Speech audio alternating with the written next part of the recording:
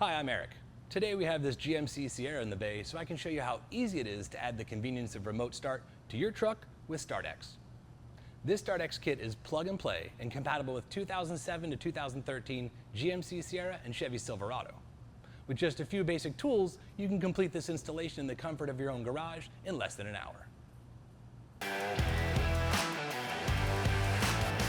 Let's take a look at what's included in the box.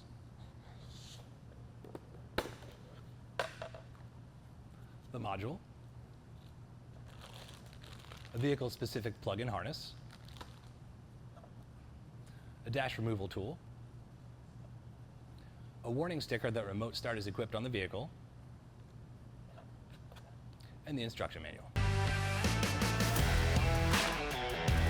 And these are the tools we're going to use on today's installation.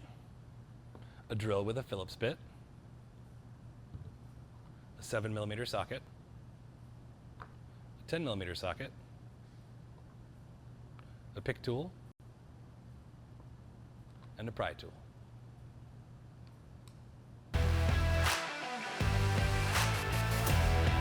Now let's take a closer look at what's included in our vehicle-specific harness connection packaging. Our vehicle-specific connection harness has multiple T connectors. There's a T that plugs in at the OBD2, a T that plugs in at the immobilizer, and one that plugs in at the key cylinder. These other connectors are for the remote start module. A hood pin switch is provided but not needed. Most vehicles have a factory hood pin switch, which stops the vehicle from remote starting if the hood is open. And a number of zip ties are supplied so we can secure the module and the wiring up under the dash.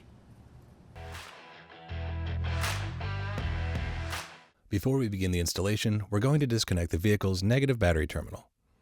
Typically this requires a 10mm bolt. Your vehicle may have different hardware.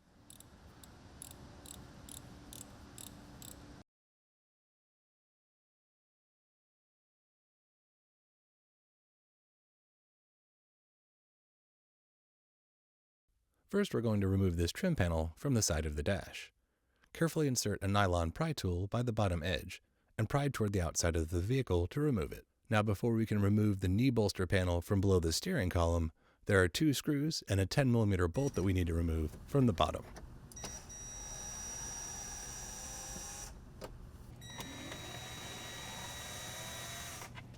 Here's the 10mm bolt.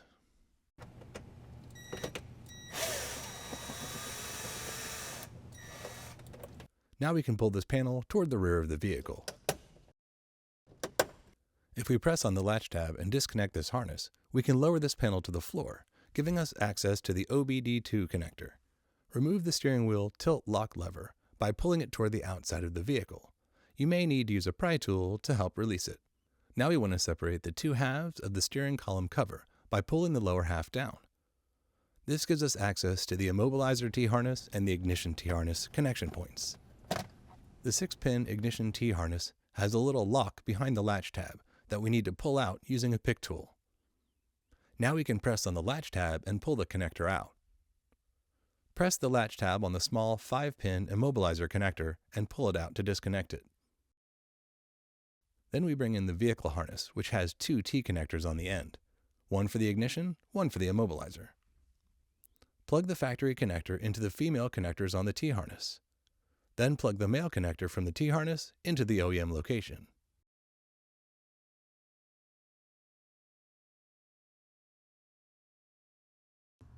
Holding the ignition plug with the latch tab down, bend the connector down toward the wires. This will make it easier when inserting it into the factory location.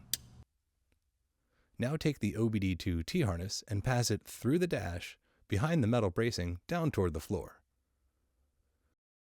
We may need to remove a 7mm bolt securing the OBD2 connector to the dash.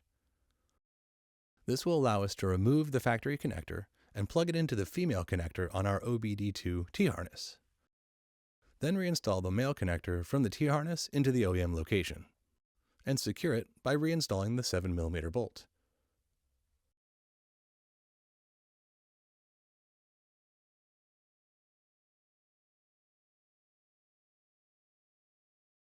Before we can begin the programming process, we need to reconnect the vehicle's negative battery terminal.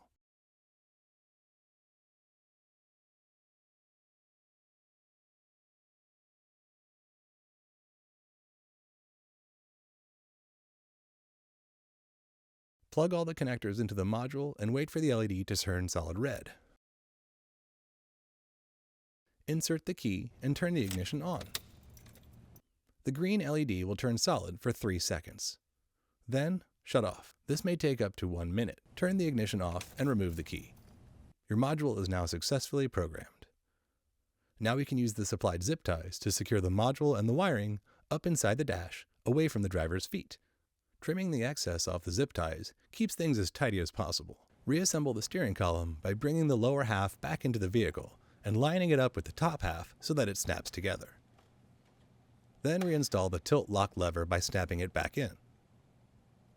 Pull the lever and verify that it operates properly.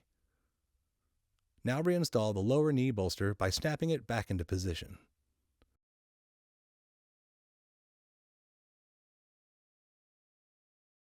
Then reinstall the bolts that were removed from the bottom of the panel, securing it into the dash. Finally, reinstall the trim panel on the side by snapping it back into position.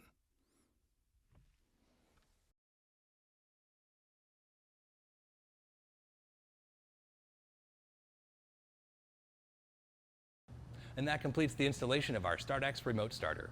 We can now remote start our truck simply by pushing lock 3 times on the factory key fob. We hope you found this video helpful. Thanks for watching.